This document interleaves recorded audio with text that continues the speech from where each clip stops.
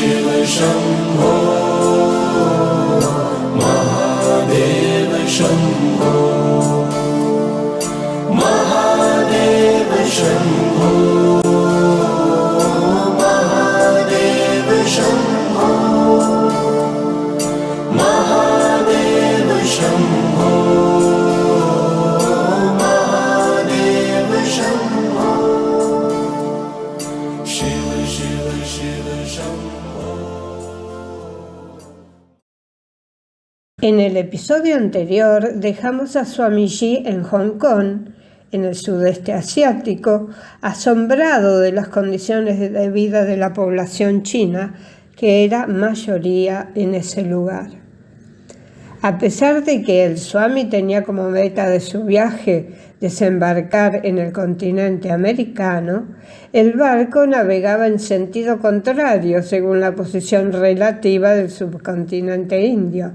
Es decir, estaba dándole la vuelta al mundo siguiendo un rumbo sur-este.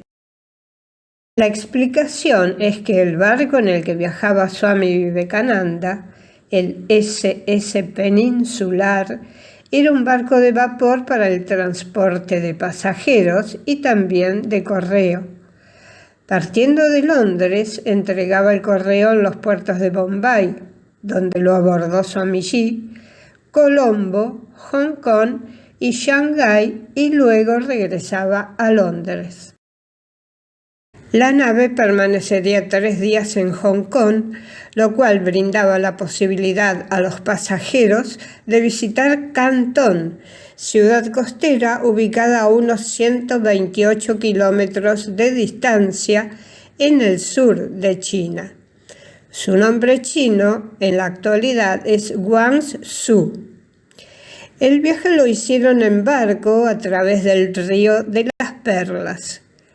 Escuchemos las impresiones del Swami con sus propias palabras registradas en la carta que envió a su amigo Alasinga Perumal y otros discípulos de Madrás.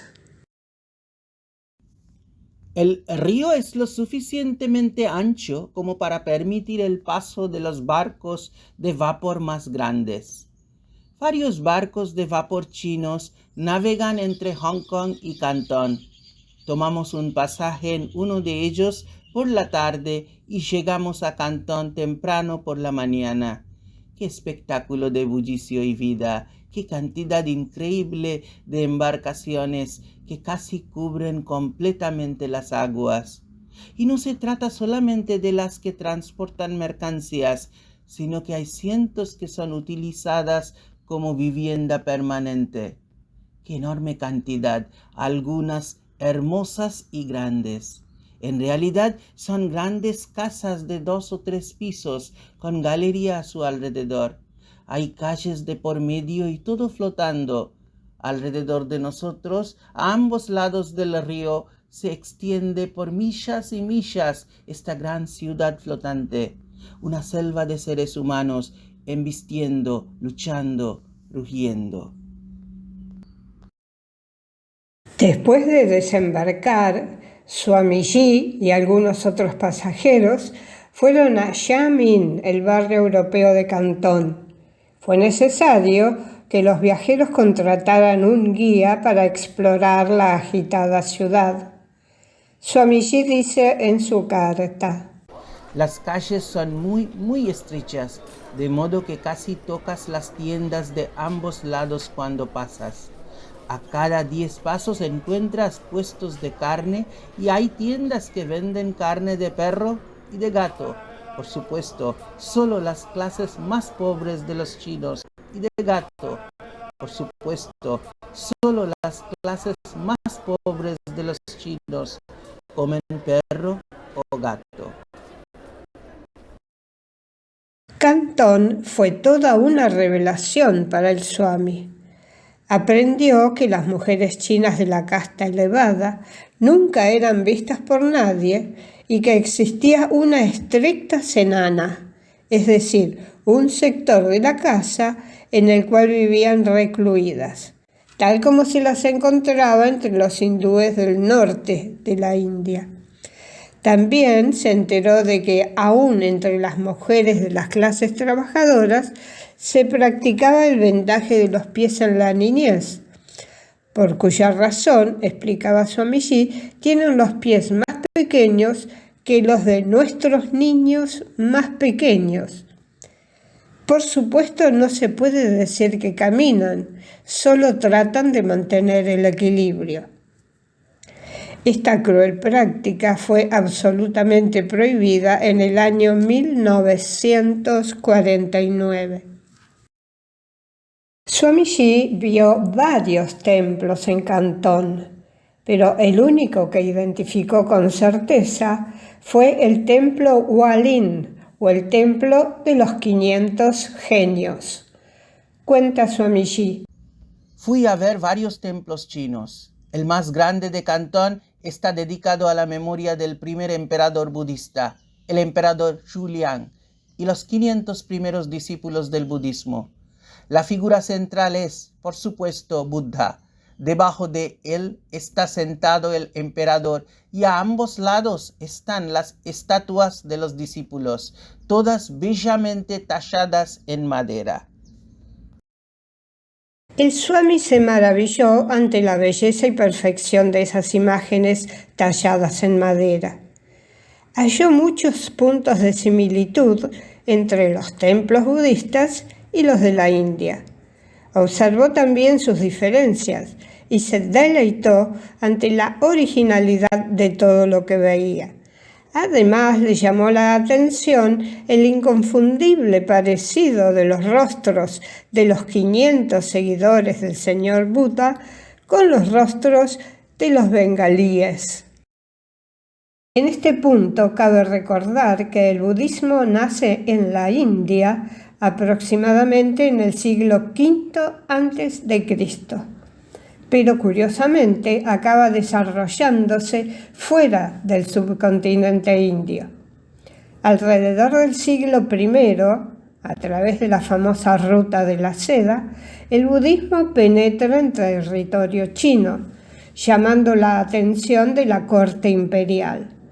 Gracias al apoyo del entonces emperador, numerosos sutras budistas traspasaron las fronteras de China. Quienes los daban a conocer eran los monjes budistas indios que oficiaban como maestros de esta escuela espiritual. Swamiji, en su condición de monje, sentía el ardiente deseo de visitar un monasterio chino. Lamentablemente, estos monasterios se levantan en lugares prohibidos para los extranjeros. ¿Qué podía hacer? El intérprete le informó que lo que él pretendía sería imposible, pero esto solo estimuló su deseo.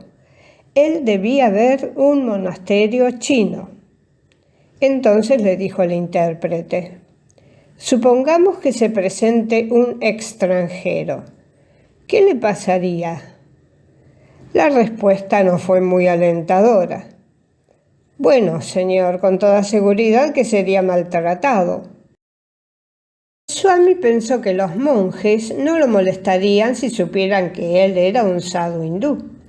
Por lo tanto, insistió y finalmente convenció al intérprete y a los demás compañeros de viaje que lo acompañaran a poner los pies en las tierras prohibidas, diciendo alegremente: «Vamos y comprobemos si nos matan». No habían caminado mucha distancia cuando el intérprete gritó: «¡Vuelvan, vuelvan! ¡Allí vienen, furiosos!». 2 o 3 hombres con palos en las manos se acercaban rápidamente.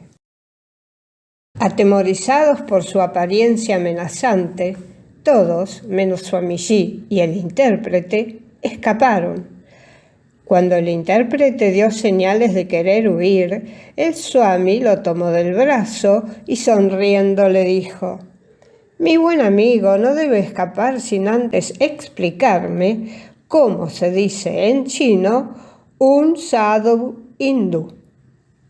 Cuando se lo dijo, el Swami anunció a los hombres en voz alta que él era un sadhu hindú. La palabra sadhu actuó como magia. La expresión de los encolerizados hombres se transformó en profunda reverencia y todos ellos cayeron a sus pies. Luego se incorporaron y extendieron sus manos con las palmas juntas en señal de respetuosa salutación. Luego dijeron algo en voz alta y el Swami logró comprender una palabra, kavach. Pensó que sin duda se trataba de la palabra hindú que significa amuleto.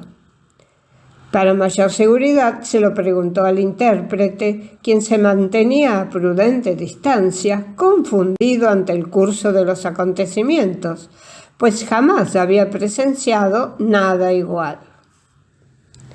A modo de explicación dijo: «Señor, ellos quieren amuletos para protegerse de los malos espíritus e influencias negativas. Piden su protección».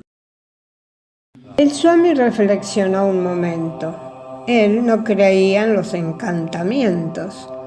Súbitamente tomó una hoja de papel de su bolsillo, la dividió en varios trozos y escribió en todos ellos la palabra Om en sánscrito, la más sagrada palabra de los Vedas y símbolo de la más elevada verdad trascendental.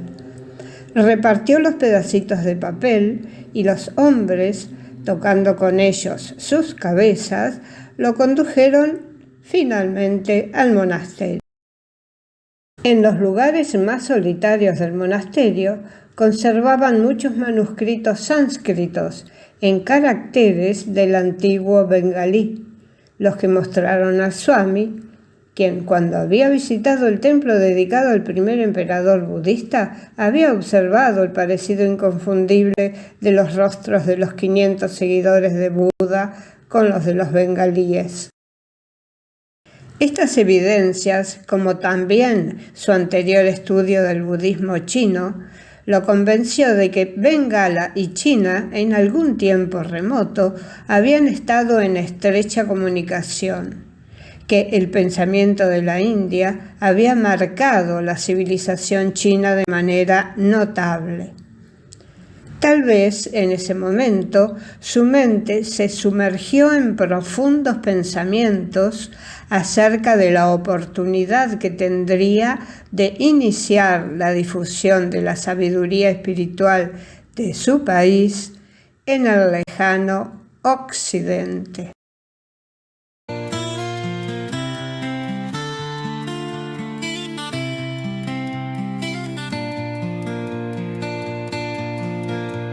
Escuchen, oh peregrinos, pongan atención.